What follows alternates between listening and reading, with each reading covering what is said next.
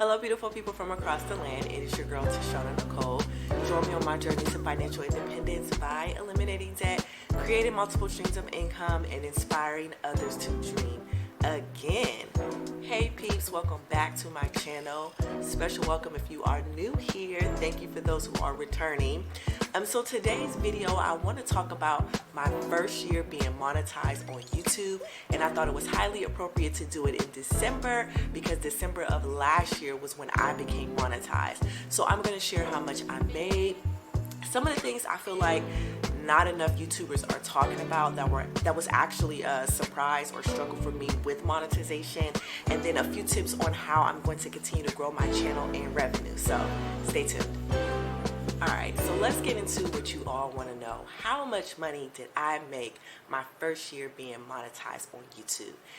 I became monetized December 5th. It was actually a very special moment because I was actually in Colorado for the first time. Oh man, I just hit 1,000 subscribers on YouTube. Well, in Colorado. It's official, y'all. I'm monetized. And prior to that December 5th monetization notification, I was working extremely hard to meet the minimum qualifications of getting 1,000 subscribers and 4,000 watch hours. Now, the interesting thing is that I actually met the 4,000 watch hours first before I had the 1,000 subscribers. And there was one particular video that actually kind of skyrocketed my channel, and it was my Amazon Flex video that helped really boost and grow my channel. And I didn't expect that for that video. It was just my review of, Amazon Flex, how to get started. But then as I began to do a little bit more research, I kind of found, specifically in my niche, it kind of made sense that that video did very well because it talked about side hustles and how to make extra income, which is usually a high interest, for a lot of people on YouTube. So for me, that video really helped me grow exponentially on this channel and helped me reach monetization. And I actually remember I kept watching like the little thermometer in the background of it growing from the time to the amount of subscribers, and I worked extremely hard, and thanks to the support of you all, I was able to meet that. And so I got the notification around December 5th that I was monetized, and so I had to get everything set up in regards to applying for YouTube AdSense. I already had a business bank account that I had linked to where I would want the deposit to go. But one of the things that tripped me up was setting up for taxes. And none of the YouTubers really explained this very well. Setting up for taxes. So we're going to talk, get a little businessy for a second. One of the things that is very important is separating yourself from your business. So one of the things that you want to do is, establish a business entity. For me, I started an LLC. I got my EIN number, which is basically your business social security number for those of us who are in the United States. And then I set up my business bank account. So when I became monetized on YouTube, I wanted to link the income earnings to my EIN, my business social security number, not my personal social security number. But for some reason, every time when I kept putting the information in, it kept getting denied over and over and over again. And it was extremely frustrating. And I didn't know why. And one thing about YouTube, they don't have like a customer service. They have articles where you can read to kind of, for like frequently asked questions. But there was no one I could talk to specifically to kind of figure out why my payment information kept getting denied when I was trying to use my EIN. I still don't know if it was something personally that I was doing wrong in regards to the setup, or if YouTube does not accept EINs, that it has to be your social security number, which was kind of annoying. And I am very persistent, and so I kept trying this over and over and over again, and it kept getting denied over and over and over again. But during that time, as I was getting monetized, I realized that the income wasn't like super surplus, and so one of the requirements before YouTube pays you out is that you have to reach $100 minimum before they issue the first check or deposit to you directly. And so it took about 8 months, yes, 8 months for me to receive my first YouTube payment. And that was because, one, meeting the $100 threshold, but also the tax information. I was just so persistent on trying to get it under my EIN. I was unsuccessful. I ended up just, forget it. I'll just give you guys my social security number. And my first check was, let me get my numbers out here.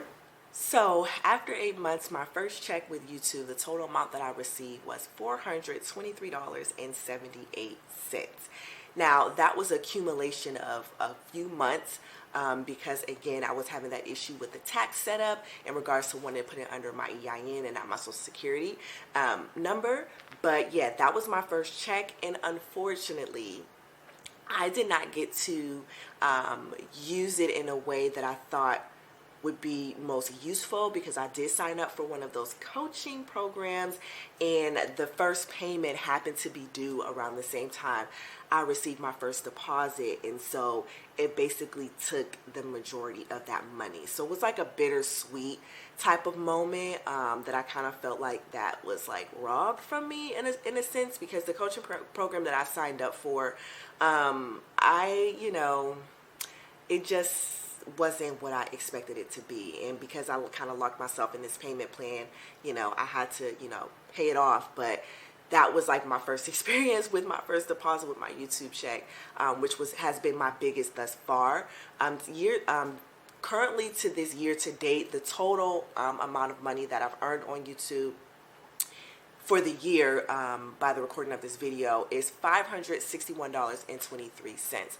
So it isn't a huge jump from when I got my first check of $400 and something. I initially just made another $100 and something on my channel since then. And so that has been a very eye-opening experience to me. After becoming monetized, there's still work that you need to do to have that consistent revenue that I feel like a lot of channels do not talk about. So what is my strategy now to continue to grow my channel? There are a few things that I'm going to do this year to kind of be strategic to see if it'll help my channel grow. One thing that I'm going to do is relieve myself of the pressure of trying to figure out what video or what topic do I need to talk about to make my channel grow. I am going to relieve myself of that because I have no control over that. The only thing I have control over is creating the content. I do not control the algorithm. I do not control you all who may want to click or press play on my video. The only thing that I can do is, only thing that I can control is create the content to hopefully entice or influence people to want to watch my channel. In regards to very tactical things that I am going to do, I am going to kind of update my thumbnails and try to get more strategic in my thumbnail titles. I also want to start doing YouTube shorts. I am kind of irritated with like all of these social media platforms like copying and pasting each other, but whatever. But for now, I am going to utilize YouTube shorts because I do realize that the platform is really pushing that right now.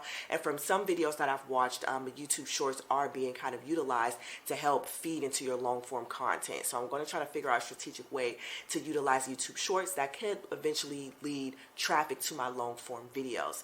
And then I'm going to, post at minimum at least 1 to 2 videos a week. I am, and some of you who have been watching my channel notice that I've been doing a little bit more vlogging type of videos. So I do want to create more vlog style videos and not just a majority kind of talking head videos, but get a little bit creative on, taking you on a day with me, or, just different things that, people vlog about, whether I'm prepping a meal or going grocery shopping or opening a new gadget that I got. I do want to kind of add vlogs to my channel to kind of, diversify my things, my videos up a little bit. And then also I am going to switch the topics up a little bit. I kind of hinted towards it in my last video. I don't want to be so super niche where, the only thing I'm talking about is finances and money and all of those things, but just, kind of letting myself be creative and be free and talk about things outside of, finances, like my hair or, just other things that I'm interested in that, might not necessarily align with the niche that I initially started out with. But I want to be able to kind of have that creative spirit and, kind of see what happens. Overall, I am really thankful that I've been able to reach monetization, and I'm thankful for the experience that I have thus far. And I believe that, eventually my channel will grow and I will see those revenue goals that I'm aiming to hit. And, it's just, honestly, it's part of the process. Nothing happens overnight. And I know sometimes watching some of the different YouTubers experience or their journey, it just seemed like, they have this overnight experience. And that's not the case for everyone. And that's okay. And I am okay with that. I really feel like I believe in what I'm doing. I believe in the message and the vision that I have for Hopeful Reality. And so I'm just going to keep pushing through. And I encourage you, if you are starting content, or maybe you're like me, maybe you've reached monetization and you're like, Where's the big check everybody is talking about? Just keep going and stay motivated and know that you are not alone. And again, as I'm figuring it out, I'm going to share everything that I'm learning along the way. So I hope you found this video helpful. And until next time, please